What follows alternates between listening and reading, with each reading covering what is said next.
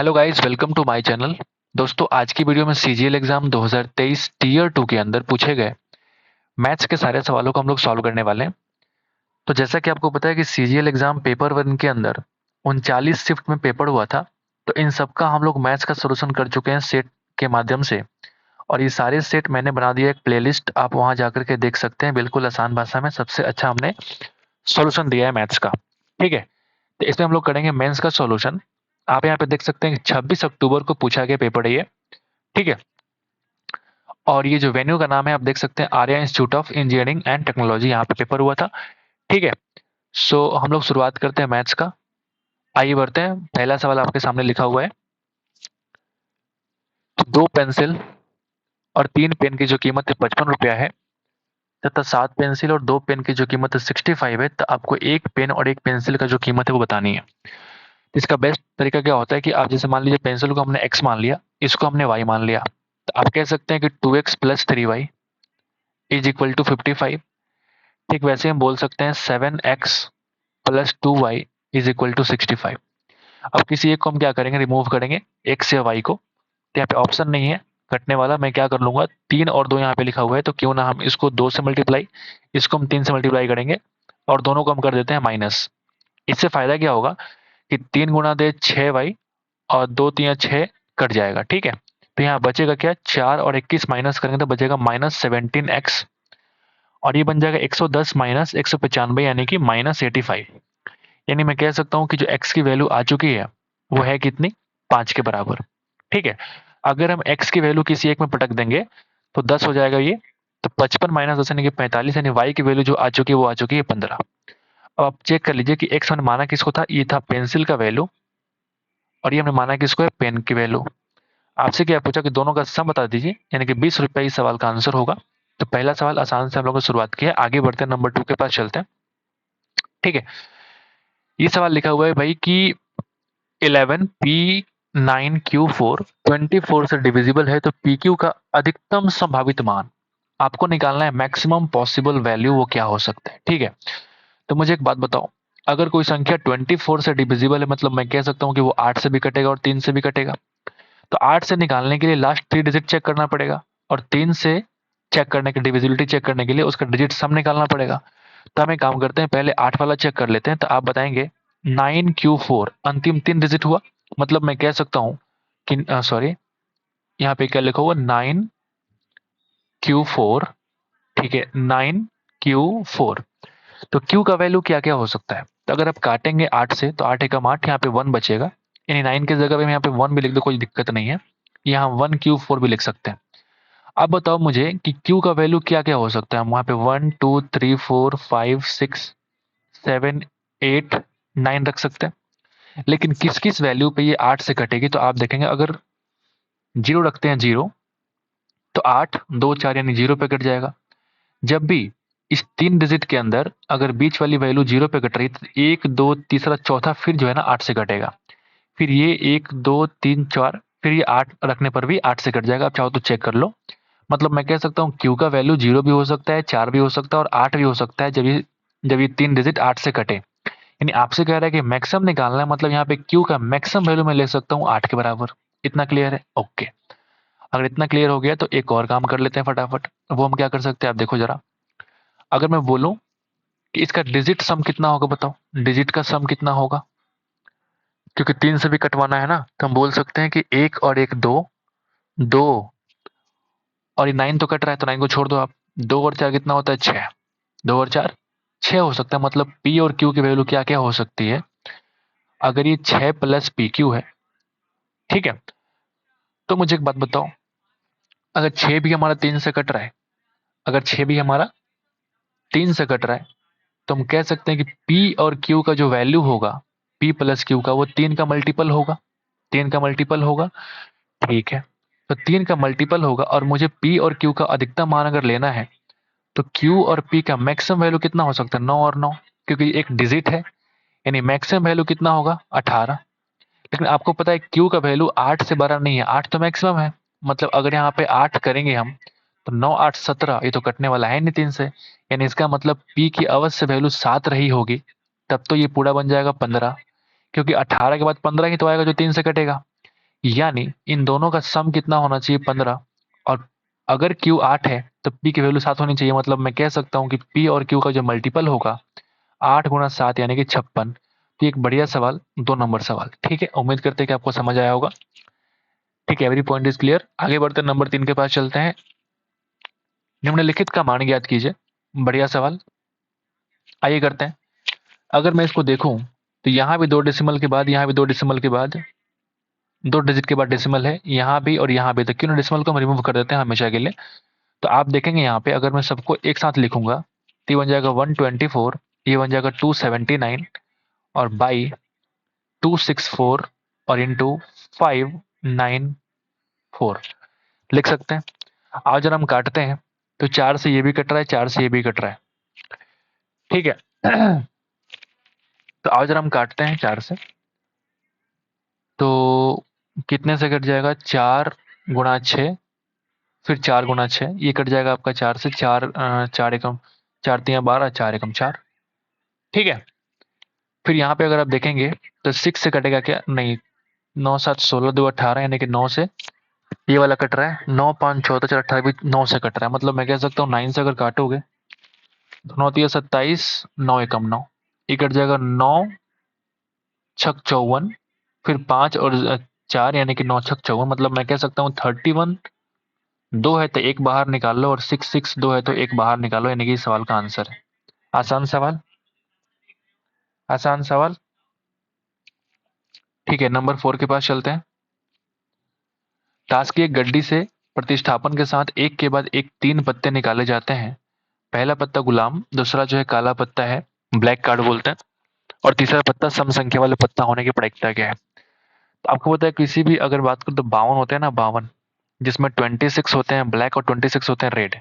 मैं कह सकता हूँ ये ब्लैक है और ये आपका रेड है। लेकिन इसमें 2 कैटेगरी होती है, पता है आपको, जिसमें क्या लिखा होता है, 1 2 3 4 5 6 7 8 9 10, जैक किंग क्वीन, ये होते हैं 13 पत्ते। 13 गुणा 2 और फिर 13 गुणा 2 बोल सकते हैं। तो आपसे क्या बोला कि एक आपका निकालता है गुलाम, मतलब मैं बोल सकता हूँ कि 1 आउट ऑफ 52। क्या मैं सही हूँ? 1 आउट ऑफ 52, क्योंकि यहाँ पे अगर रिप्लेसमेंट की वैल्यू, तो रिप्लेसमेंट करने पे क्या होता है, 52 से कम नहीं होगा, फिर दोबारा 52 ही हो जाते हैं। ठीक है, 1 आउट ऑफ 52 नहीं बोलेंगे, क्योंकि यहाँ पे गुलाम देखिए, अगर 13 में एक है, मुझसे मिस्टेक हो गई, अगर 13 में एक है तो 52 के अंदर कितना हो जाएगा, 4। ठीक है, 1/13 लिखते तो सही होता। ठीक है, इनटू अगर हम बोले काला पत्ता निकालने की संभावना कितनी है, तो आपको पता है कि ब्लैक 26, रेड 26, मतलब 26 आउट ऑफ 52। ठीक है, इनटू तीसरा पत्ता सम संख्या होने के प्रायिकता। तीसरा संख्या सम संख्या मतलब अगर आप देखेंगे 13 के अंदर अगर 2 है, 4 है, 6 है, 8 है और 10, यानी 13 पत्तों में 5 पत्ता इवन है। मतलब 52 पत्ता के अंदर 5 गुणा 4 यानी कि 20 पत्ता क्या हो जाएगा, इवन होगा। मतलब मैं बोल सकता हूँ कि 20/52। आप सोचेंगे यहाँ पे मल्टीप्लाई क्यों किया गया है? क्योंकि कोई भी पत्ता इंडिपेंडेंट नहीं है, यहाँ पे सबके होने के बाद ही प्रायिकता आपसे पूछ रही है। मतलब मैं कह सकता हूँ मल्टीप्लाई करना पड़ेगा। अगर आप यहाँ पे देखेंगे तो ये कट जाएगा 13 बार में। ठीक है, फिर आप देखेंगे ये वाला कट जाएगा आपका 26 गुणा 2। ठीक है, 2 से कट जाएगा आपका 10 बार में। ठीक है, तो और कटने वाला है क्या, ये कट जाएगा ऊपर 5 और ये नीचे कट जाएगा आपका 26। तो अगर आप गुणा करेंगे तो बच जाएगा 5, नीचे क्या हो जाएगा 13 का स्क्वायर 169 इंटू 2 कर दो, यानी कि 338। तो 5/338 इस सवाल का आंसर होगा, प्रोबेबिलिटी ऑफ दिस क्वेश्चन। ठीक है, आगे बढ़ते नंबर 5 पे चलते हैं। नंबर 5, ए बी और सी की जो एवरेज आयु है वो कितना है, 20 वर्ष। मतलब मैं कह सकता हूँ कि तीनों का सम कितना हो जाएगा आज के डेट में करेंटली, तो आप बोलेंगे 60।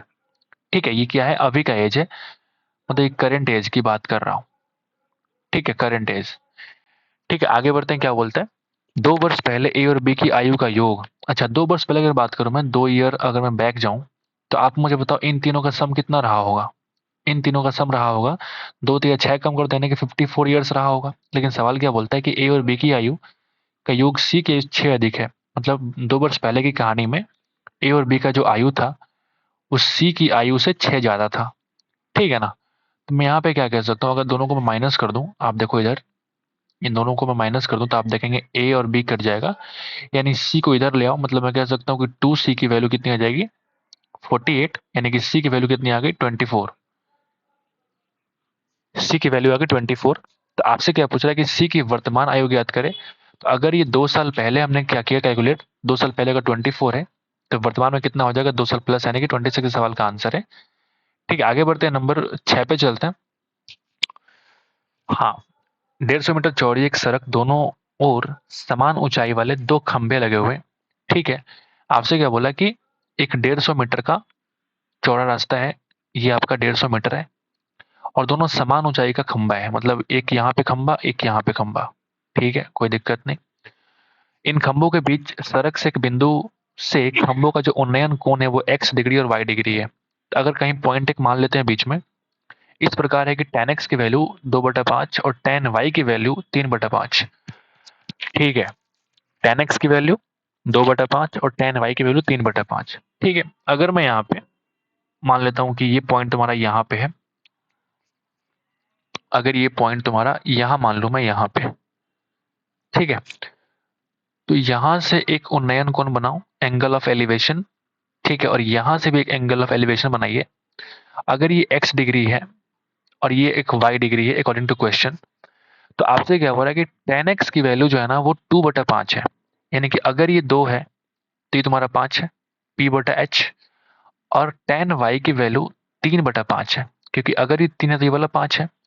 लेकिन एक सवाल में और बात लिखा हुआ है कि दोनों का जो ऊंचाई क्या है ना, समान ऊंचाई वाले दो खंबे हैं। इसका मतलब अलग अलग वैल्यू कैसे हो सकता है, 2 और 3 कैसे हो सकता है, नहीं हो सकता ना। तो इन दोनों को हम सेम करेंगे, कैसे कर पाएंगे, 2 को 3 से मल्टीप्लाई किया तो अगर ऊपर किया तो नीचे भी करना पड़ेगा, बोलिए, यानी अगर ये 6 बन गया तो ये कितना बन गया 15।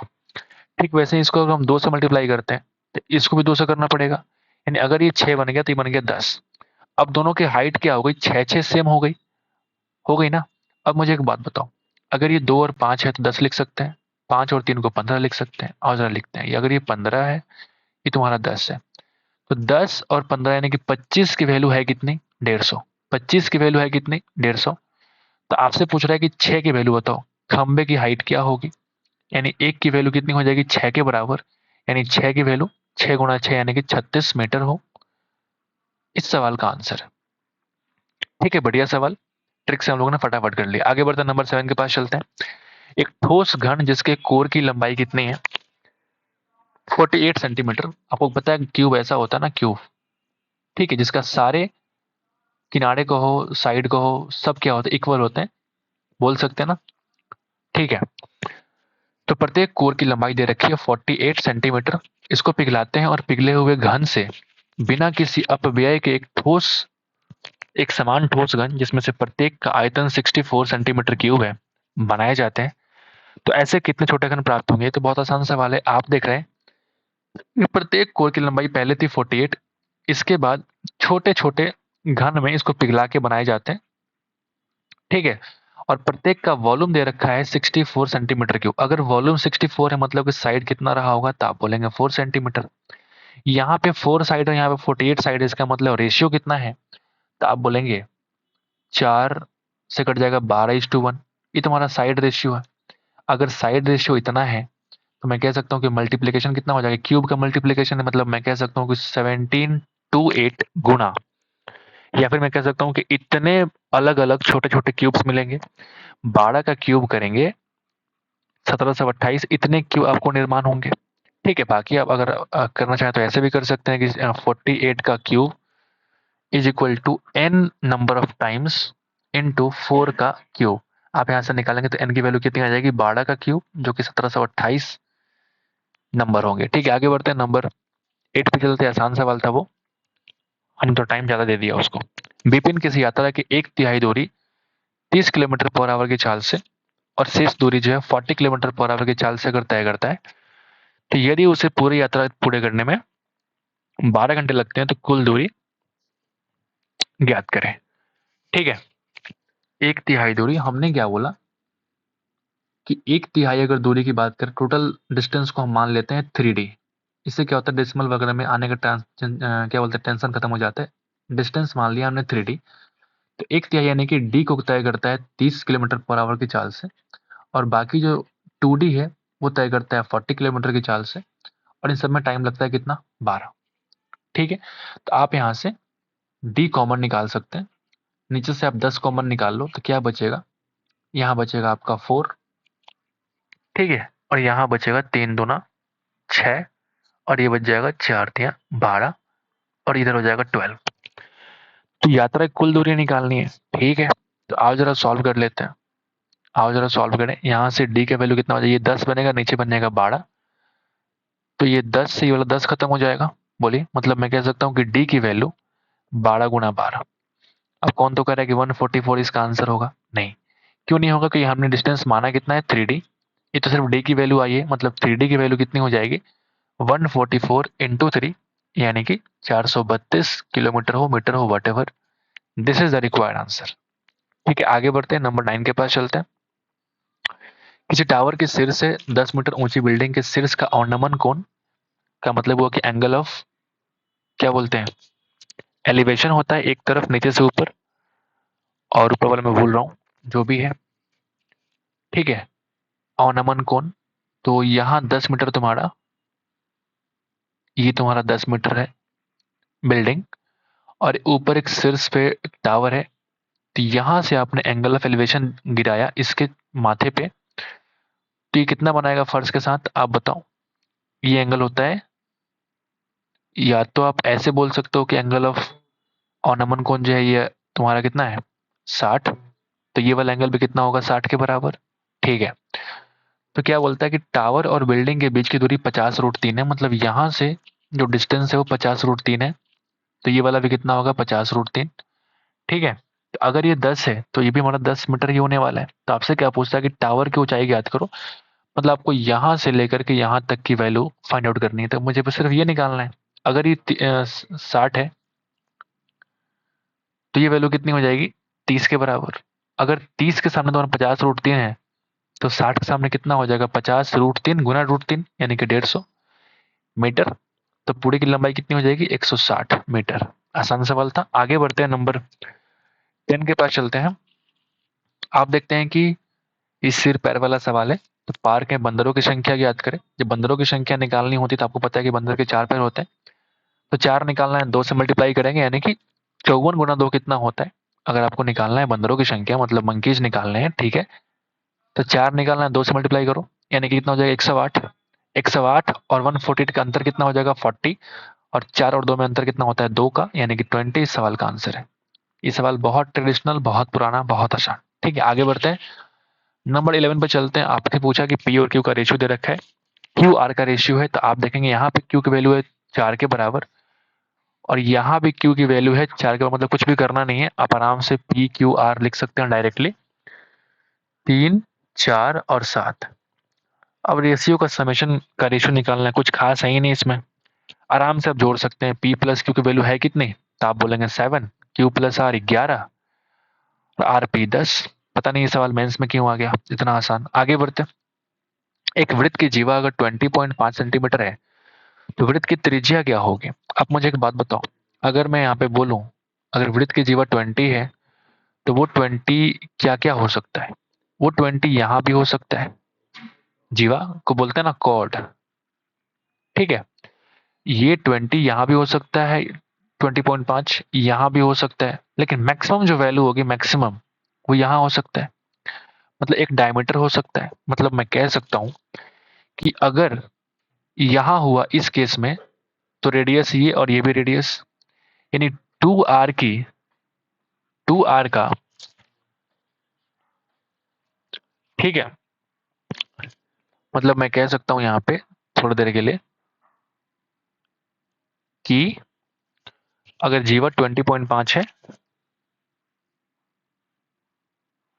तो रेडियस अगर अगर अगर कोड नीचे होता है, मतलब बोल सकता हूं कि 2r की जो वैल्यू होगी, 2r की वैल्यू या तो इक्वल हो सकता है इस कोड के बराबर, या फिर 2r की वैल्यू इस कोड से बड़ी हो सकती है, और तो कोई संभावना ही नहीं है।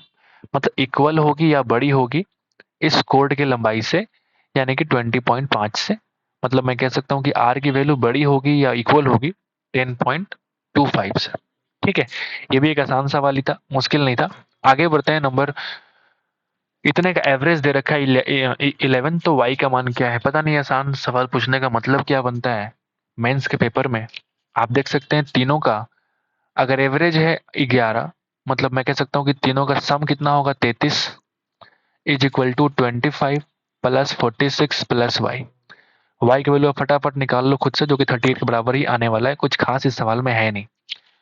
आगे बढ़ते हैं, नंबर 14 के पास चलते हैं। आपने देखा कि 10,000 रुपया 20% की दर से चक्रवृद्धि ब्याज 4641 है, जो चक्रवृद्धि अर्धवार्षिक रूप से की गई हो, तो मूलधन कितने वर्षों के लिए निवेश किया गया?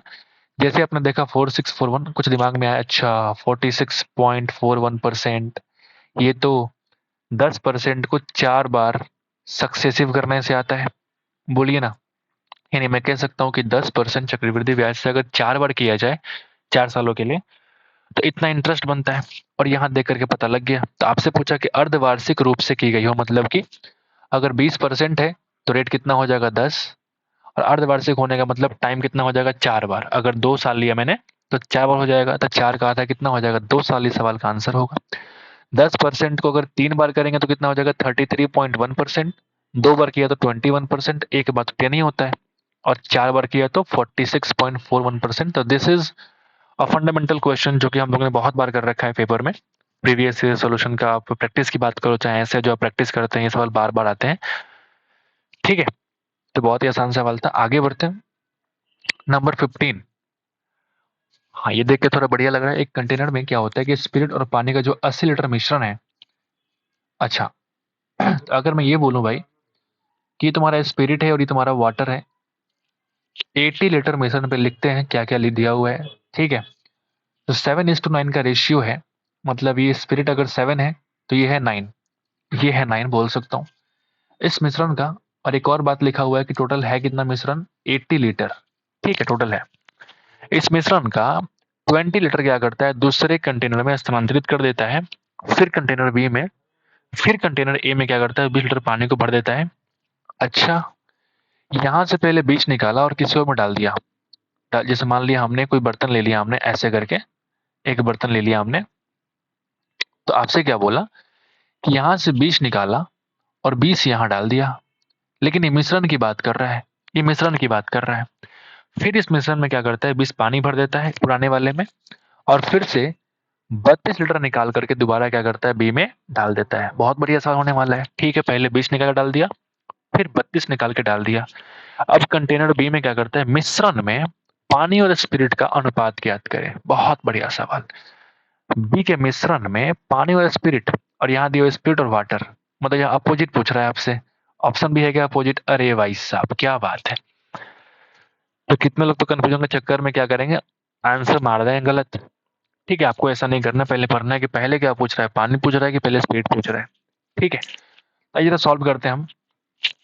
अगर हम आपसे ये बोले, अगर आपसे हम ये बोले भाई साहब कि 7:9 है, तो 7 और 9 का मतलब हो गया 16, 16 × 5 यानी कि 80, तो 5×7 = 35 लीटर स्पिरिट था, और 9×5 = 45 लीटर वाटर था। लेकिन क्या ये काम करने से मेरा सवाल सॉल्व हो पाएगा? आ, मुझे लगता है कि थोड़ा ज़्यादा लेंदी हो जाएगा। तो इस तरह से हम लोग नहीं करते हैं, और रेशियो से करने के सवाल कोशिश करते हैं हम लोग फास्टली। कैसे कर पाएंगे? तो आपने देखा आपने देखा कि स्टार्टिंग में अगर पानी को तुमने ऐड किया है, आपने क्या किया वाटर को आपने ऐड किया है, यानी कि वाटर का मात्रा तो बदलेगा, लेकिन स्पिरिट का मात्रा तो नहीं बदलेगा ना। यानी स्पिरिट को अपने हिसाब से हम निकाल सकते हैं फटाफट। तो स्टार्टिंग के केस में 7/16 स्पिरिट था, बोल सकते हैं ना स्पिरिट कितना था स्टार्टिंग में 7/16, यानी 20 का 7/16 यहाँ पे स्पिरिट होगा, बोलिए ना। जब हमने 20 को डाला है सेकंड वाले में, तो 20 लीटर का 7/16 स्पिरिट यहाँ आया होगा। फिक्स है, ओके। उसके बाद फिर यहाँ पे डाल दिया पानी, यानी अभी भी 60 लीटर के अंदर स्पिरिट का वही मात्रा है, लेकिन अब मात्रा हो गया टोटल कितना आ जाएगा 80, यानी 80 के अंदर 60 में पुराना वाला मात्रा है, मतलब इसी का रेशियो का अगर मैं 75% निकाल दूं तो ये नयका वाला स्पिरिट का रेशियो हो जाएगा। आप मुझे बताओ, ये कट जाएगा आपका, देखिए 3/4, यानी मैं कह सकता हूं कि 7 × 3 21/64। ये पार्ट स्पिरिट का होगा अगर हम दूसरी बार बात करते हैं। यानी जो 20 आपने ऐड कर दिया और इस ऐड करने के बाद 80 में से जो आपने एक्स्ट्रा निकाला है फिर से 32 लीटर, इस 32 लीटर के मिश्रण में, इस मिक्सचर में अगर आप देखेंगे तो 21/64 जो हिस्सा होगा वो स्पिरिट का होगा। अब बताइए मैं गलत कह रहा हूं क्या? बिल्कुल नहीं। यानी इस 32 वाले की बात कर सकता हूं, ये बन जाएगा 21/64। बोलिए ना, 21/64। यानी इस पूरे बर्तन में स्पिरिट है कितना, ये बताओ। बहुत बढ़िया सवाल है भाई, बहुत बढ़िया।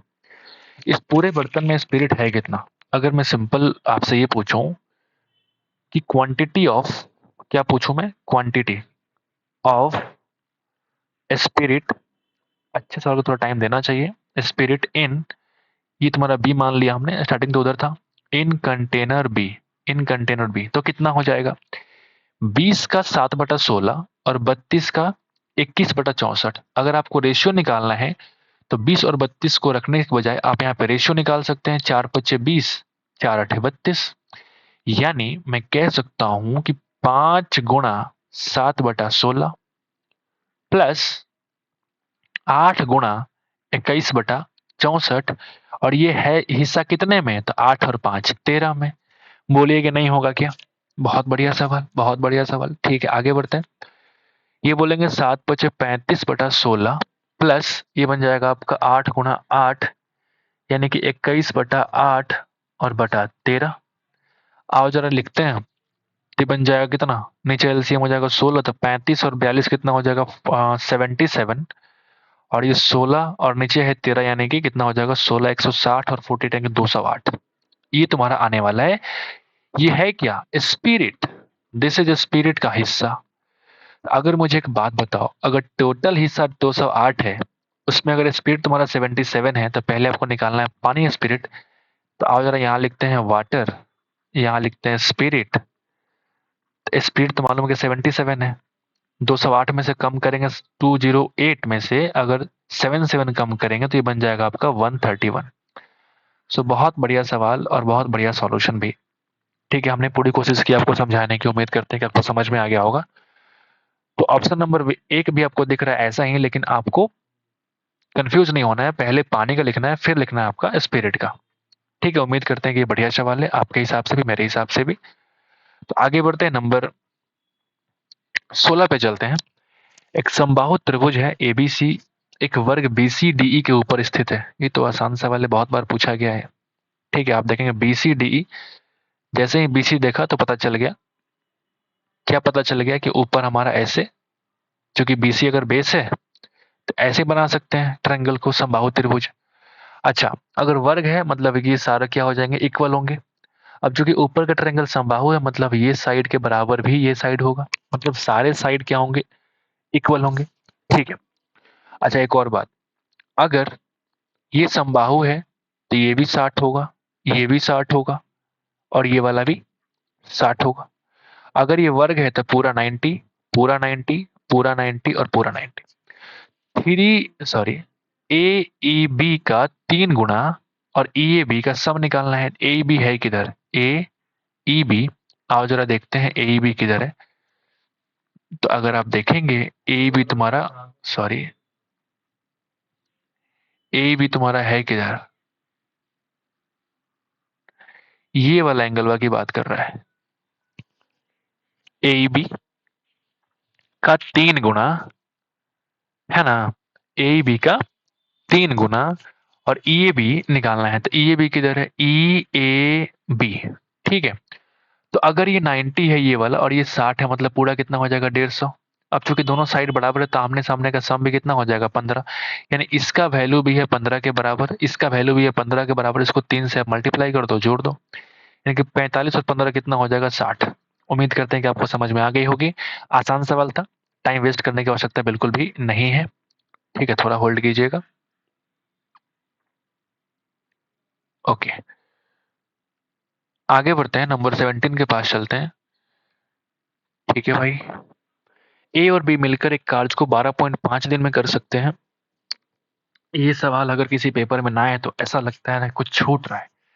ठीक है, तो आप जरा देखते हैं क्या बोला आपसे कि ए और बी मिलकर किसी कार्य को 12.5 दिन में कर सकते हैं, जबकि बी और सी मिलकर किसी कार्य को 18.7 दिन में कर सकते हैं, जबकि सी और ए मिलकर उसी कार्य को 15 दिन के अंदर कर सकते हैं। ये तुम्हारा एक्चुअल टाइम दे रखा है, बोलिए ना। तो डी को साथ लेते हुए, जो कि सी की तुलना में केवल 40% कुशल है, ए बी और सी मिलकर उसी कार्य को कितने दिनों में पूरा कर पाएंगे। तो पहले हम इन सब का एलसीएम निकालेंगे, पहली बात तो यही होती है। तो अगर आप डेसिमल में नहीं खेलना चाहते हैं तो क्या कर सकते हैं बताइए। इसको हम ऐसे कर सकते हैं 25/2, इसको हम कर सकते हैं 18 गुणा 4 72 और 3 75/4, इसको हम कर सकते हैं कितना 15। तो अगर आप एक्चुअल टाइम ये मान ले, क्योंकि दोनों सेम ही है, तो अब इनका एलसीएम निकालना आसान हो जाएगा। फ्रैक्शन का एलसीएम कैसे निकालेंगे, ऊपर वाले का एलसीएम और नीचे वाले का एचसीएफ, तो नीचे तो 1 ही आने वाला है। 15 75 का एलसीएम 75, 25 75 का एलसीएम 75, यानी कि एलसीएम कितना हो जाएगा 75। अगर आप इफिशियंसी निकालने की कोशिश करेंगे तो कितना मिल जाएगा, 25 या 75, 2 या 6, 15 और ये 4 के बराबर, 15 25। ठीक है, तो अगर मैं ए प्लस बी प्लस सी की इफिशियंसी की बात करूं आपसे, तो आप क्या बोलेंगे, तीनों को जोड़ करके हाफ कर दो, यानी कि 15/2। इन तीनों की इफिशियंसी होगी ना। ठीक है, तो आपसे क्या बोला कि डी को साथ लेते हुए, तो डी का इफिशियंसी है कितना, सी की तुलना में केवल 40% कुशल है। तो सी की इफिशियंसी है कितनी, तो ए और बी की इफिशियंसी अगर 6 है, ए और बी की इफिशियंसी अगर 6 है, टोटल है 7.5, तो यानी कि सी की इफिशियंसी कितनी है 1.5, और इस सी का 40% डी है, यानी कि 0.15 इंटू 4 यानी कि 0.6 एफिशिएंसी किसकी हो जाएगी, डी की। ठीक है, तो अब आपसे पूछ रहा है कि टाइम कितना लगेगा इस एक काम को पूरा करने में अगर डी को साथ लेके चले। तो 7.5 इधर तीनों को मिला के और 0.6 इधर, यानी कि 8.1 टोटल तुम्हारा एफिशिएंसी यूज होने वाली है आउट ऑफ 75 काम, यानी कि 75/8.1। गुणा भाग करते हैं, सवाल का आंसर मिलना चाहिए इससे। तो अगर हम काटेंगे 5 से, 3 से कट जाएगा 25 बार में, ये 3 से कट जाएगा 2 7 और डेसिमल जाएगा ऊपर तो बन जाएगा 10। बोलिए ना, यानी मैं कह सकता हूँ कि जो वैल्यू आने वाली है वो जाने वाली है 250/27, यानी कि 9 इंटीजर तो बन जाएगा 243, 7 बचेगा आउट ऑफ 27। 9 इंटीजर 7/27 दिन इस काम को पूरा करने में लगता है। बढ़िया सवाल आपको लग सकता है। ठीक है, आसान है, आगे बढ़ते हैं। ये आ गया प्रोबेबिलिटी का सवाल। ठीक है, ये आ गया आपका प्रोबेबिलिटी का सवाल। तो आइए इसको करते हैं। ठीक है दोस्त, आपसे लिखा हुआ कि यदि पी ए यूनियन बी, अच्छा पहले एक बात समझ लेते हैं कि ए लिखा हुआ है और ए पे अगर बार लिखा हुआ है, इसका मतलब क्या है, दोनों के अपोजिट, इसको पढ़ते हैं ए नॉट। अगर ये पॉजिटिव है तो ये क्या हो जाएगा, नेगेटिव। अगर ये होने की चीज हो रही है तो ये नहीं होने की चीज मतलब बातें कर रहा है, ऐसा कुछ बोलते हैं ना। ठीक है, इतना आपको समझ है, मुझे पता है। ठीक है, इसको बोलते हैं हम लोग यूनियन, और इसी को अपोजिट अगर कर दी जाए ऐसे, इसको बोलते हैं इंटरसेक्शन। का मतलब होता है कॉमन, दोनों में कॉमन क्या है। ठीक है, यूनियन का मतलब दोनों को साथ लेके चलेंगे, और इंटरसेक्शन का मतलब है दोनों में से कॉमन निकाल के चलेंगे। इतनी सी बात आपको क्लियर होगी पहले से। ठीक है, तो आपसे क्या बोला कि ए यूनियन बी अगर दे रखा है 5/9, अगर ये पी की वैल्यू है, मतलब probability of A union B अगर इतना है, probability of A not union B not is equal to इतना है। अगर प्रोबेबिलिटी ऑफ ए के होने की संभावना कितनी 11/18 है, तो घटना के प्रतिकूल संजोगानुपात, ठीक है, ऑड अगेंस्ट इवेंट बी। तो जब भी ऑड अगेंस्ट इवेंट बी निकालना होता है, इसका ये मतलब होता है, अगर अगेंस्ट की बात करें तो पहले हम प्रोबेबिलिटी निकालेंगे पी के नहीं होने का, जो कि अगेंस्ट बात करता है, और इसको डिवाइड करेंगे पी के होने के प्रोबेबिलिटी। और ये जो आंसर आएगा यही तुम्हारा बोलते हैं ऑड अगेंस्ट इवेंट बी, या फिर घटना बी के प्रतिकूल संजोगानुपात। उम्मीद है आपको समझ में आ गया होगा। तो मेरा मेनली इस क्वेश्चन में काम क्या है, आपको ये निकालना है। अगर आपने पी, ठीक है, बी के नहीं होने की प्रोबेबिलिटी और बटा बी के होने की प्रोबेबिलिटी निकाल दिया तो आपसे इस सवाल का आंसर मिल जाएगा। तो उम्मीद है कि बहुत बढ़िया सवाल है ये। ठीक है, आइए ट्राई करते हैं। तो मुझे एक बात बताओ, अगर आपको निकालना है बी के नहीं होने की प्रोबेबिलिटी तो वो आप कैसे निकाल पाएंगे, उसका यूज कहाँ से कर पाएंगे? तो नहीं होने की संभावना आपको सिर्फ यहाँ दे रखी है। अगर आपको पता है, फॉर्मूला आपने पहले से पढ़ा हो कि P A not union B not probability, तो कैसे निकाल पाएंगे? इसका फॉर्मूला क्या होता है? P A not plus P B not, और माइनस करते हैं, मतलब दोनों की प्रोबेबिलिटी होने में से अगर हम इन दोनों का जो कॉमन है उसको अगर हम बाहर निकाल दें तो बोल सकते हैं कि सेम है। यानी कि पी ऑफ ए नॉट, यहाँ पे यूनियन नहीं बल्कि इंटरसेक्शन। बहुत बढ़िया। यहाँ पे जो यूनियन है, यहाँ पे इंटरसेक्शन है, समझिएगा बात को। यानी आपके पास क्या क्या है मुझे बताओ। अगर पी ए दे रखा है तो पी ए नॉट निकाल सकते हैं, क्योंकि पी ए और पी ए नॉट का सम तो 1 होता है। मतलब किसी के होने की संभावना और किसी चीज के नहीं होने की संभावना का सम कितना? 1। तो अगर 1 में से इतना अगर मैं कम कर दूं तो कितना हो जाएगा? 7/18 इसकी वैल्यू आ जाएगी। आपको पी बी नॉट तो निकालना ही है इसके लिए, मतलब पी बी नॉट। एक और चीज आपके पास नहीं है, वो है ये वाला वैल्यू कैसे निकाल पाएंगे? इंटरसेक्शन। बताओ आप कैसे निकाल पाएंगे? ठीक वैसे ही जैसे आपने पी ए और ए नॉट का सम 1 होता है, ठीक वैसे ही अगर आप करेंगे, यहां मैं कह सकता हूं कि इन दोनों का सम कितना हो जाएगा? 1 के बराबर। 1 के बराबर। तो ठीक वैसे मैं कह सकता हूं कि P A intersection B not कैसे निकाल पाएंगे?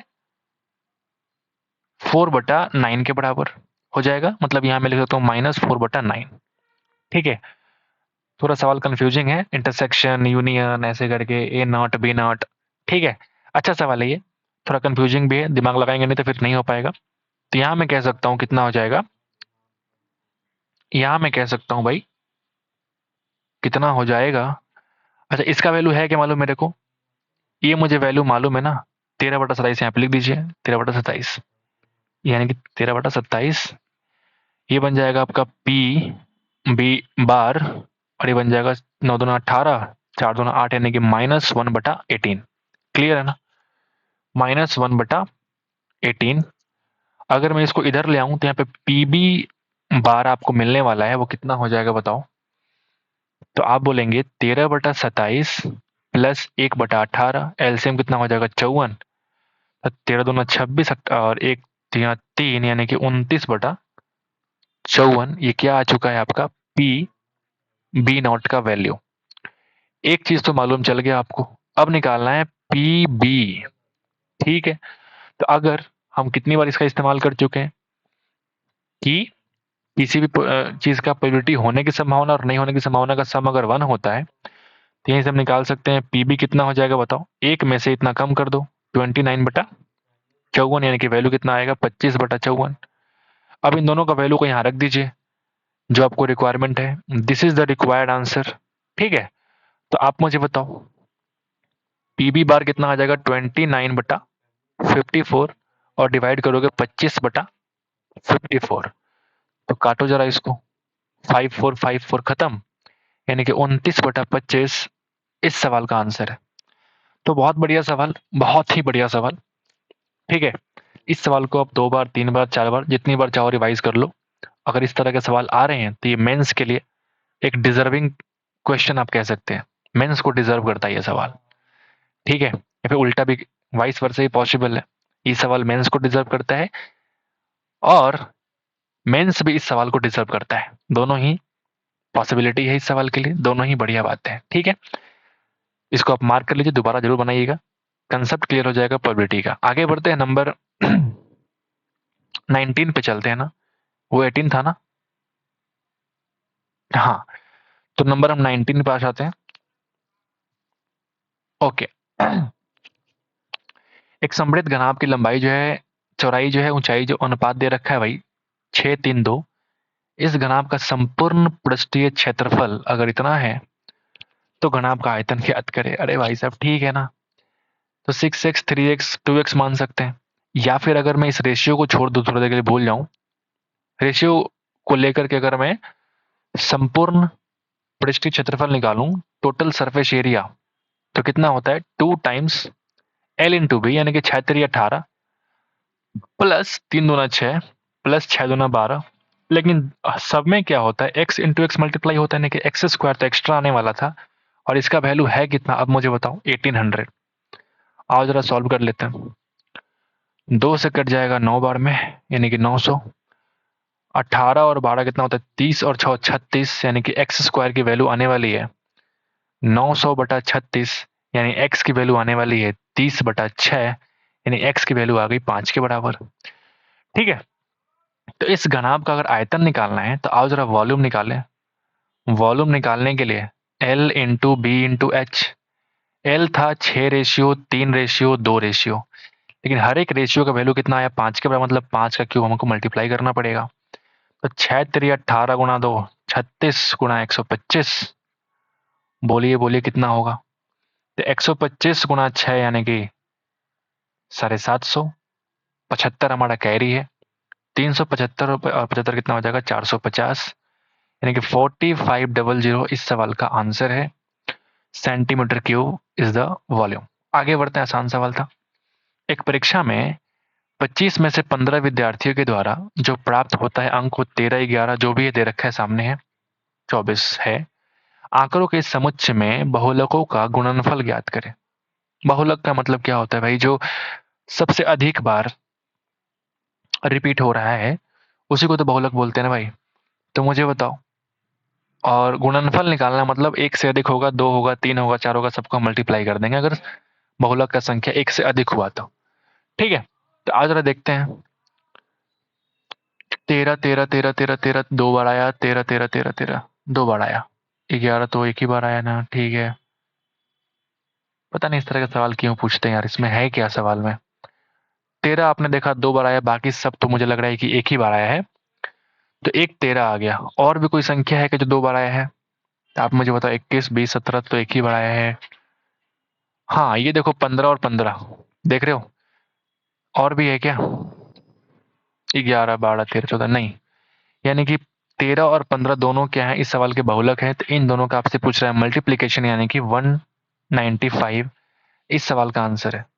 ठीक है, अगर आपको बहुलक का फॉर्मूला पता है, कैसे निकालते हैं पता है, तो ये सवाल आपने चुटकी में कर दिया होगा।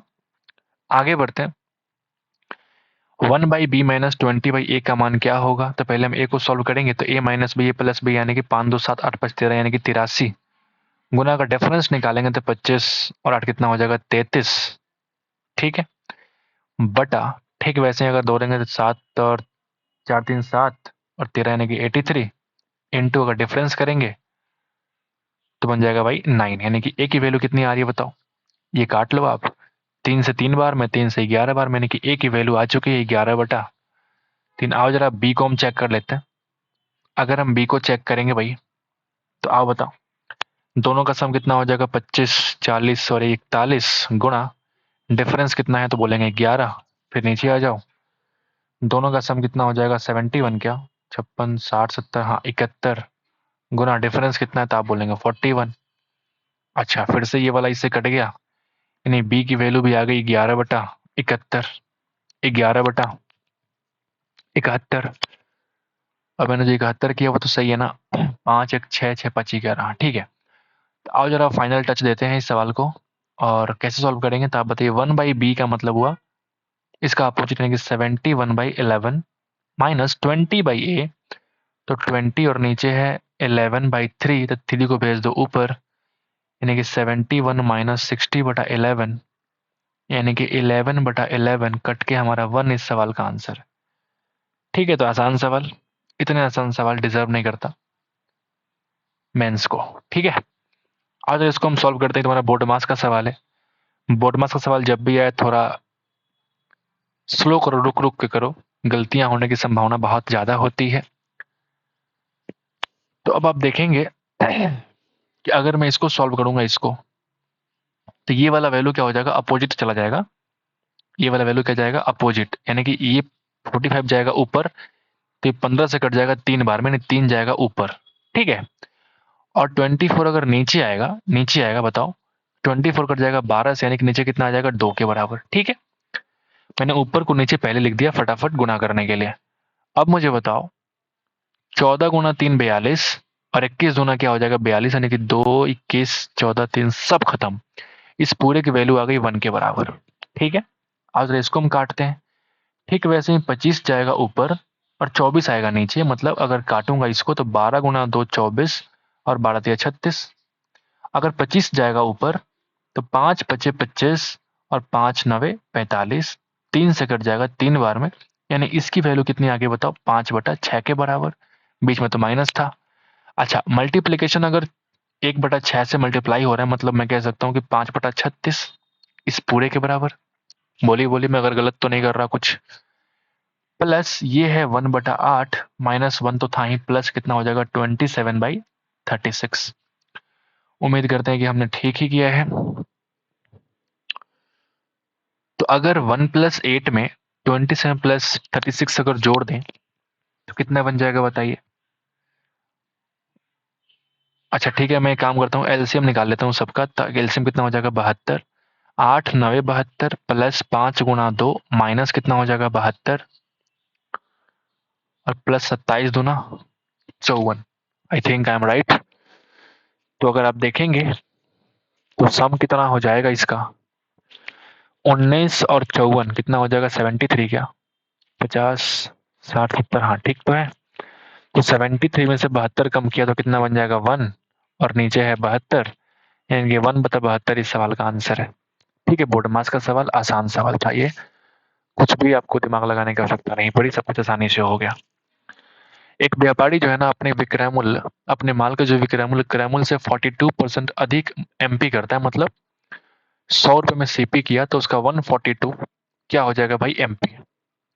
वह अपना माल जो है अंकित मूल्य से 15% का डिस्काउंट देकर बेचते हैं, तो लाभ परसेंट निकटतम पूर्णांक तक पूर्णांकित कितना है।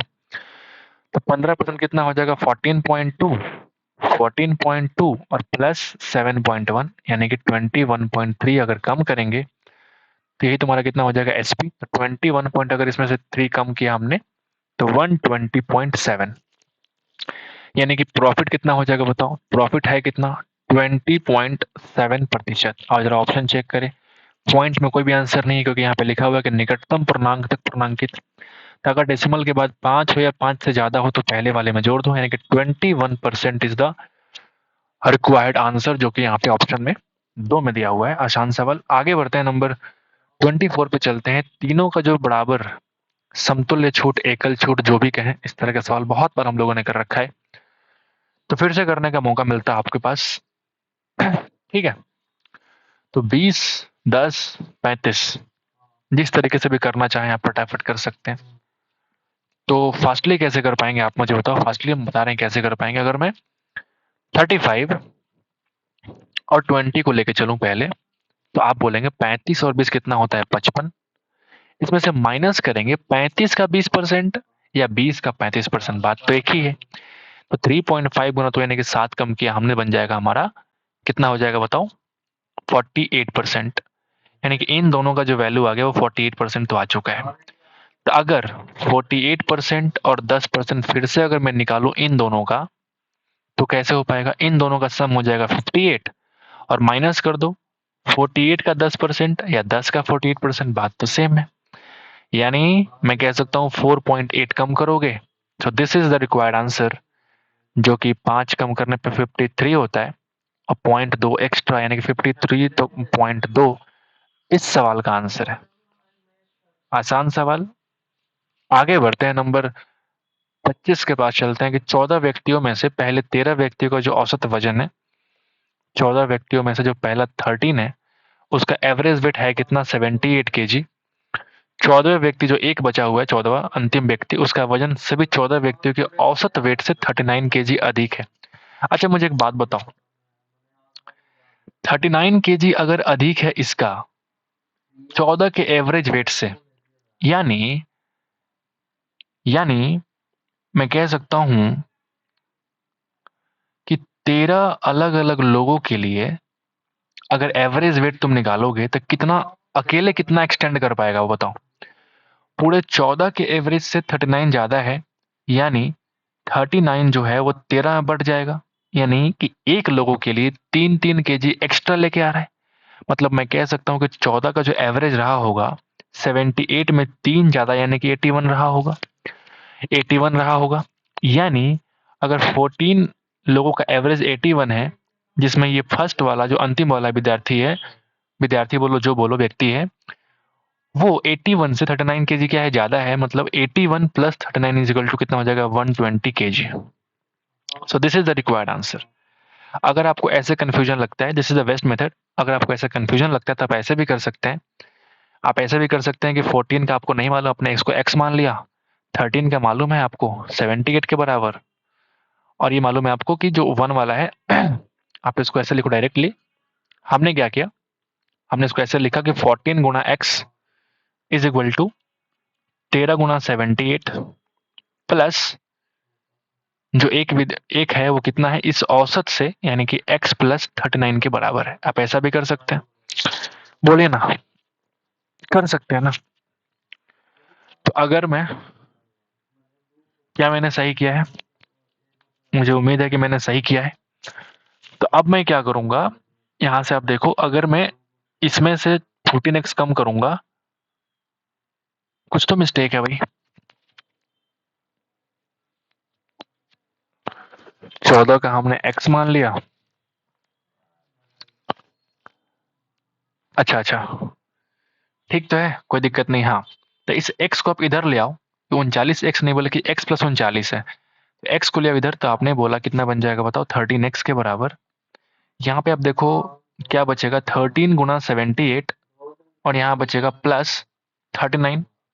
मतलब मैं बोल सकता हूँ अगर मैं 13 कॉमन निकाल लूँ तो यहाँ बचेगा 78 प्लस 13 3 39 यानी कि 3, और 13 से 13 कट जाएगा, x की वैल्यू कितनी आ जाएगी 81। जो हम लोगों ने यहाँ पे निकाल रखा था लॉजिक से, वो यहाँ पे बाय यूजिंग बेसिक मेथड भी x की वैल्यू यानी कि एवरेज वैल्यू आ चुकी है 81। यानी x प्लस 39 क्या है, 14th जो व्यक्ति है ना, 14th व्यक्ति, वो 81 प्लस 39 केजी यानी कि 120 केजी के बराबर क्या हो जाएगा भाई, 14वां व्यक्ति हो जाएगा। उम्मीद करते हैं कि आपको समझ आ गया होगा। दोनों तरीके आपके सामने आ चुके हैं। नंबर 26 पे चलते हैं। नंबर 26 पे चलते हैं। ये आपका लगता है कि बारंबारता, श्रेणी, बंटन, सारणी, all this things belongs to statistics portion, right. तो एक सवाल आपका आ चुका है स्टैटिस्टिक्स से। इसके पहले हम लोगों ने एक सवाल किया, बढ़िया सवाल, वो था प्रोबेबिलिटी का, और ये सवाल आपका आ चुका है स्टैटिस्टिक्स से। आइए जरा इसको भी खत्म करते हैं। क्या पूछ रहा है, बहुलक वर्ग की चौड़ाई क्या थी, बिल्कुल बढ़िया। तो पढ़ते हैं एक बार। वर्ग अंतराल और उनसे संबंधित बारंबारताओं, जो बार बार रिपीट होता है उसको बोलते हैं बारंबारता, यानी कि फ्रीक्वेंसी वाले बारंबारता बंटन सारणी, जो भी है लिस्ट दे रखा है आपके सामने। तो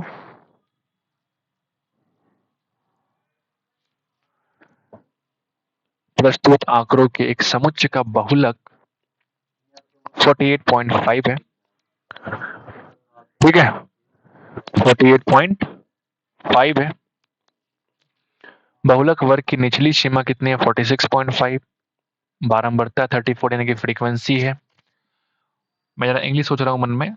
निचली सीमा को क्या बोलते हैं हम लोग इंग्लिश में, निचली सीमा को बोलते हैं हम लोग जो एल की वैल्यू होती है ना वो। अगर बहुलक आपको दे रखा है 48.5, इसका मतलब हुआ कि मॉड, मॉड को बोलते हैं ना बहुलक। मेरे पास इंग्लिश क्वेश्चन नहीं है इसका, तो थोड़ा दिक्कत, एडजस्ट कर लो आप। इसका मतलब मॉड अगर दे रखा है तो ऑफकोर्स इसमें मॉड का फॉर्मूला ही लग रहा होगा।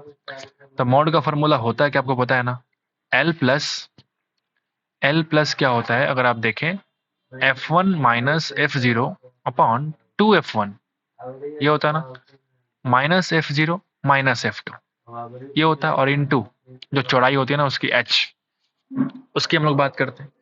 अब यहाँ पे अकॉर्डिंग टू क्वेश्चन जैसे जैसे दे रखा है हम उसको रख देंगे। बहुलक मेरे को मालूम है कितना, 48.5, ये 48.5 तुमको दे रखा है, ठीक है। एल निचली सीमा कितनी है 46 में, मतलब एल की वैल्यू मैं कह सकता हूँ कि 46.5। F1 F0, यानी F0 को बोलते हैं हम लोग फ्रीक्वेंसी, बहुलक वर्ग की जो बारंबारता है 34 है, और बहुलक ठीक पहले वर्ग अंतर की अंतरता कितनी है, 32 है। यानी कि F1 जो है तुम्हारा फ्रीक्वेंसी कितनी आगे बताओ, 34, और पहले वाला नहीं जो F0 है वो 32 हो जाएगा, और वर्ग अंतराल की जो बारंबारता है, अच्छा बाद वाला दे रखा है कितना, F2 यानी कि दे रखा है 25। ठीक है, हिंदी में दिया थोड़ा दिक्कत हो रही है, कोई बात नहीं, थोड़ा एडजस्ट कर लो दोस्तों, हम सबके सब आपके सामने लिख रहा हूँ। तो दे रखी है, तो आपसे क्या पूछा, बहुलक की चौड़ाई यानी कि आपको h निकालना है, तो कुछ है ही नहीं सवाल में भाई। जो भी दिक्कत हुआ हमको समझने में, ये दिक्कत हुआ कि हिंदी को इंग्लिश में क्या कहते हैं, क्योंकि हमने भी सीबीएसई मीडियम से पढ़ाई करी है। यहाँ अलग बात है कि हम हिंदी में आपको समझा पा रहे हैं, क्योंकि हिंदी मीडियम के विद्यार्थियों को बहुत दिक्कत होती है, ठीक है, इंग्लिश को समझने में, इसलिए हम हिंदी में सोल्यूशन कराते हैं, बाकी इंग्लिश में सारे लोग करवा रहे हैं। ठीक है, आप देख सकते हैं यहाँ पे थोड़ा दिक्कत तो मुझे भी हुआ, कोई बात नहीं। आज जरा वैल्यू को रखते हैं, अगर आप देखेंगे तो आप पाएंगे कि मोड हो गया 48.5 इज इक्वल टू एल की वैल्यू कितनी आ गई 46.5, प्लस यहाँ पे देखिए F1 माइनस F0 यानी कि 34 माइनस 32 यानी कि 2 बटा 2 इंटू F1 यानी कि 68 माइनस F0 यानी कि 32 माइनस यानी कि 25। आपको निकालना है h की वैल्यू। आओ जरा सॉल्व करें। इसको अगर हम पॉइंट को हटाएं, पॉइंट या फिर नहीं भी हटाएंगे, तो इसको अगर मैं इधर लाऊंगा तो कितना बनेगा, 2 के बराबर। इसको मैं इधर लाऊंगा तो क्या बनेगा, 2 के बराबर इज इक्वल टू 2 टाइम्स 32 कम किया तो कितना बन जाएगा 36, और 36 कम किया में से 25 को तो बन जाएगा 11, और इंटू हो जाएगा h। तो आप देखेंगे 2 से 2 खत्म, और h की वैल्यू क्रॉस मल्टीप्लाई से आ चुकी है 11 के बराबर, और ये सवाल का आंसर है। ठीक है, तो सवाल में कुछ था नहीं, आपको बस पहचानना था कि F1 किसको बोलते हैं, F2 किसको बोलते हैं, F0 किसको बोलते हैं। मैं फिर से रिपीट कर रहा हूँ, जो F0 होता है वो उसका फ्रीक्वेंसी होता है, उसके जस्ट पहले वाला जो फ्रीक्वेंसी होता है उसको बोलते हैं F1, उसके जस्ट बाद वाला जो फ्रीक्वेंसी होता है उसको बोलते हैं भाई F2। H को बोलते हैं चौड़ाई, विड्थ ऑफ मोड, और मोड का वैल्यू बोलते हैं हिंदी में बोलते हैं बहुलक। तो उम्मीद करते हैं कि हमने आपको समझा दिया है कोशिश करने के बाद। तो आगे बढ़ते हैं, 27 के पास चलते हैं और आ जाते हैं नंबर 7। दो मित्र हैं ए और बी ने क्रमशः 1.5 लाख रुपए और 2.5 लाख रुपए निवेश करके व्यवसाय को शुरू कर दिया। वे अपनी आय को अपने निवेश के समानुपात में वितरित करने के लिए सहमत होते हैं। 1 वर्ष के बाद अर्जित लाभ क्या होता है, 6 लाख रुपए। तो आपको पता है कि अगर निवेश करते हैं 1.5 लाख और 2.5 लाख, मतलब 3:5 का रेशियो है, यानी प्रॉफिट भी इसी रेशियो में आया होगा। मतलब मैं कह सकता हूँ कि प्रॉफिट भी 3 और 5 के रेशियो में आया होगा। तो अगर प्रॉफिट 6 लाख रुपया है, तो अगर मैं डायरेक्टली ए और बी की प्रॉफिट की बात करूं, तो आप मुझे बताओ 5 3 8 से अगर डिवाइड करोगे तो कितना बनेगा। मतलब मैं कह सकता हूं कि 3/8 ऑफ दिस। अच्छा, प्रत्येक ने अपने संबंधित लाभ में 50,000 रुपया जोड़ करके फिर से निवेश किया, और इस परियोजना से इतना अगर आय होती है तो ए का हिस्सा ज्ञात करें। बिल्कुल ठीक। अगर मैं ये बोलूं कि पहला, अगर तुम्हारा प्रॉफिट 3:5 के रेशियो में है, तो अगर 6 लाख को मैं डिवाइड करूं 6 लाख बटा 8, तो कितना हो जाएगा बताओ पहले। यानी कि एक रेशियो में मैं वैल्यू निकाल रहा हूँ, 8 सते 56, 8 पचे 40, और फिर 000। यानी ये वैल्यू है क्या, तो एक रेशियो का वैल्यू है। तो 3 रेशियो की जो वैल्यू हो जाएगी भाई, वो एक्चुअल प्रॉफिट कितना हो जाएगा बताओ। ए का पहले वाले की बात अगर मैं करूं तो 225 पे 000, 2,25,000। और अगर मैं बी की बात करूं तो कितना हो जाएगा, 5 से मल्टीप्लाई यानी कि 3,75,000। अच्छा, इन दोनों ने क्या किया, इस लाभ को अर्जित करने के बाद दोनों ने 50,000 रुपया को जोड़ दिया। तो इसने भी क्या किया, 50,000 रुपया जोड़ दिया, इसने भी क्या किया, 50,000 रुपया जोड़ दिया। तो अब देखेंगे ये बन जाएगा 375 के, और ये बन जाएगा आपका 425 के। ठीक है, तो नया वाला जो प्रॉफिट का रेशियो होगा, अगर P2 की बात करूं मैं, प्रॉफिट का रेशियो सेकंड वाला, वो कितना हो जाएगा बताइए। तो आप देखें के से के खत्म, 3 चौका 12 और 3 15, 4 चौका 16 और 1 17, 25 से अगर काटोगे तो तुम्हारा नया प्रॉफिट का रेशियो बन चुका है। इस परियोजना से, नायका वाला परियोजना से अगर 4,20,000 रुपए की इनकम हुई है, तो ए का हिस्सा निकालें। तो ए का हिस्सा निकाल दो जरा। ए का प्रॉफिट, मैं P2 की बात कर रहा हूं, तो आप मुझे बताओगे 4,20,000 का तुलना करेंगे 17 और 15 यानी कि 32। सही कर रहा हूं मैं? क्या मैंने सही किया? 32। तो मुझे निकालना है 15 की वैल्यू। क्या मैंने सब कुछ ठीक करा है ना? उम्मीद तो है कि मैंने सब कुछ ठीक ही किया है। अगर आंसर नहीं है तो फिर दोबारा कर लेंगे, क्या दिक्कत है इसमें? ये 5 या 15, 2.5 लाख ठीक तो है। वो अपने निवेश को सहमत होते 50,000 रुपये ऐड किया। हाँ, मिस्टेक तो मैंने किया है, आपको पता चल गया होगा। आपको मुझे लगता है कि पहले से मालूम होगा। 225 और 50, 375 नहीं बल्कि 275। और जैसे यहाँ पे 200 किया तो ये 15 नहीं बल्कि 2 चौका 8 और 3 11 हो जाएगा भाई साहब। ये बन जाएगा 11:17। ठीक है। सो अब यहाँ पे अगर आप डिवाइड कर रहे हैं तो 11 17 कितना होता है? 28। और ये निकालना है मुझे 11 की वैल्यू। हमें कैसे पता लग गया कि हम कुछ मिस्टेक कर रहे हैं बताओ? क्योंकि यहाँ पे नीचे आ रहा था 32, जो कि यहाँ पे कुछ ऊपर से कट नहीं रहा था। मुझे थोड़ा कटता हुआ वैल्यू देखना चाहिए था, क्योंकि आंसर में कोई डेसिमल वगैरह तो है ही नहीं। तो आप देखेंगे 14 गुना 2, 14 गुना 3। अब कोई दिक्कत नहीं लग रही मुझे। ठीक है, 2 से अगर आप काटोगे तो ये बढ़ जाएगा 15 बार में, तो 15,000 गुना 11 यानी कि 1,65,000 रुपया ए का हो जाएगा प्रॉफिट। तो ये भी एक बढ़िया सवाल है, आप इसको भी प्रैक्टिस कर सकते हैं दोबारा। This is the best question. 3 4 5 सवाल ऐसे हैं पेपर में जो बढ़िया बढ़िया आए हैं, जिसमें से एक ये भी है। एक स्टैटिस्टिक्स का सवाल मान लीजिए, एक प्रोबेबिलिटी का सवाल मान लीजिए, और एक और था पहले, मुझे याद नहीं है।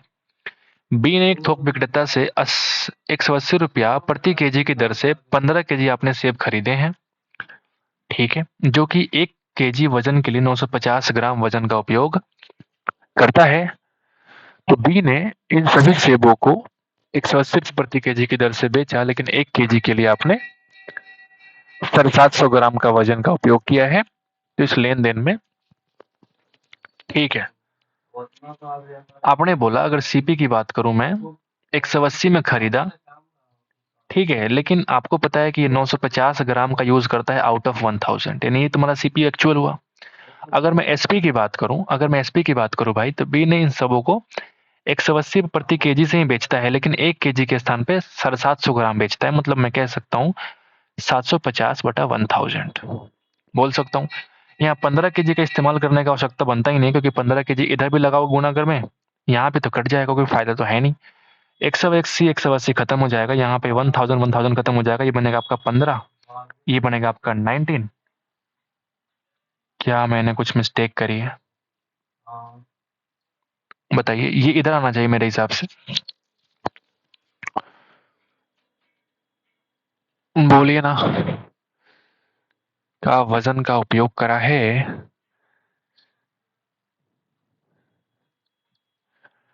ठीक है,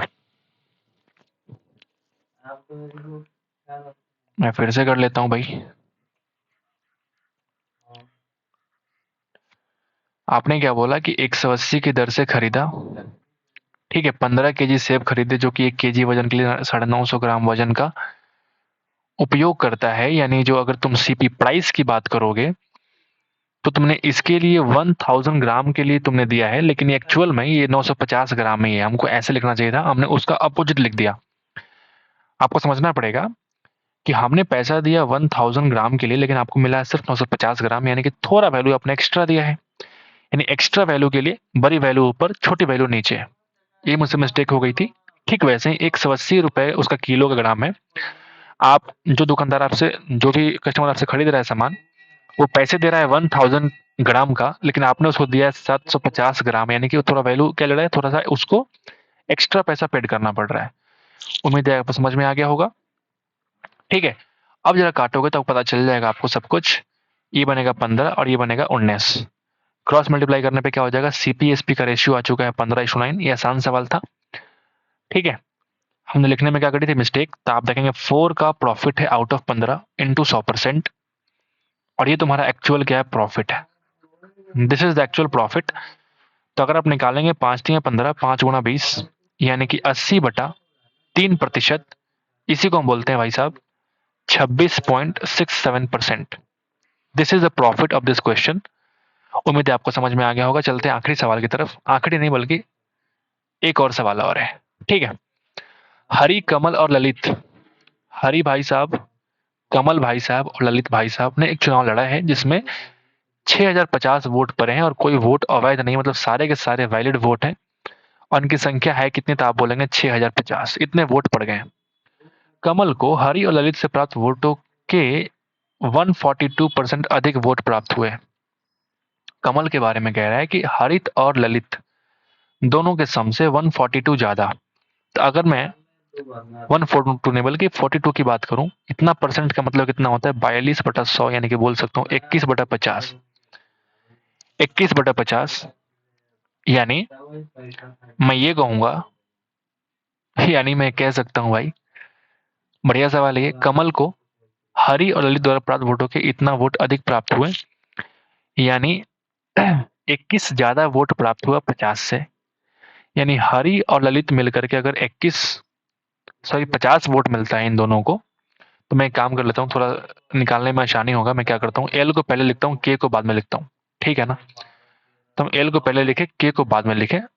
अब दिख रहा है आपको कि कमल को मिलता है 71 और इन दोनों का सम जो है वो 50। ये तुम्हारा वोट का रेशियो है। बहुत बढ़िया सवाल है, मुझे लगता है ये तुम्हारा वोट का रेशियो मिल गया। वोट का रेशियो यानी मैं कह सकता हूं कि 7, 5, 12, 121 टोटल वोट जो है ना, वो 121 रेशियो के बराबर है, मैं कह सकता हूं भाई साहब। यानी 21 गुणा 5 0, यानी कि एक रेशियो की वैल्यू कितनी आ गई, तो आप बोलेंगे 50 के बराबर। बढ़िया भाई साहब।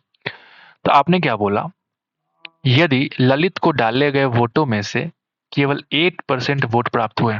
अच्छा जी, ललित के बारे में भी कह दिया भाई साहब। तो हरि को प्राप्त वोटों की संख्या ज्ञात कीजिए।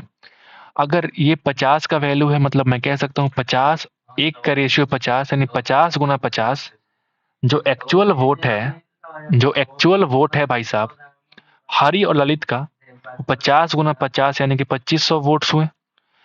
अगर इसमें से हम ललित वाला माइनस कर देंगे तो हमको निकल जाएगा हरि वाला जो आपसे पूछ रहे हैं। बताइए ललित का हम निकालेंगे कैसे। टोटल वोट का 8%, टोटल वोट का 8%, टोटल वोट है कितना, 6050, यानी कि 1% कितना हो जाएगा, 60.5 गुणा 8। इतना आप कम कर दो, आपके सवाल का आंसर आ जाएगा। 2500 माइनस 8×6 = 48, 480 और 4 कितना हो जाएगा, 484। यानी अगर 500 कम किया तो 2016 जोड़ दिया, यानी कि 2016। इस सवाल का बढ़िया सा आंसर है, बढ़िया सवाल है। तो ये भी one of the best question of this series of this Mains paper. ठीक है, बढ़िया सवाल। अगर आप इसको रेशियो से नहीं करेंगे बहुत लंबा चौड़ा गुणा भाग हो जाएगा। तो पहले आपने क्या किया, हमने रेशियो कर लिया 21%, सॉरी 42% अगर ज्यादा है तो 21/50 आ गया। यानी हरि और ललित को अगर 50 मिलता है तो उन दोनों से 21 ज्यादा 71 किसको मिलता है भाई, कमल को। और इस तरह से हम लोगों ने सवाल को खत्म कर दिया। आगे बढ़ते हैं, लास्ट सवाल की तरफ चलते हैं। उम्मीद करते हैं कि आपने बेहतरीन अटेम्प्ट दिखाया है, बेहतरीन कोशिश किया है। 2800 रुपए पर 10% की ब्याज दर से 3 वर्षों में एसआई जो होता है वो एक्स होता है। तो अगर मैं बोलूं कि एक्स की वैल्यू कितनी आएगी, बताओ एक्स की वैल्यू कितनी आएगी।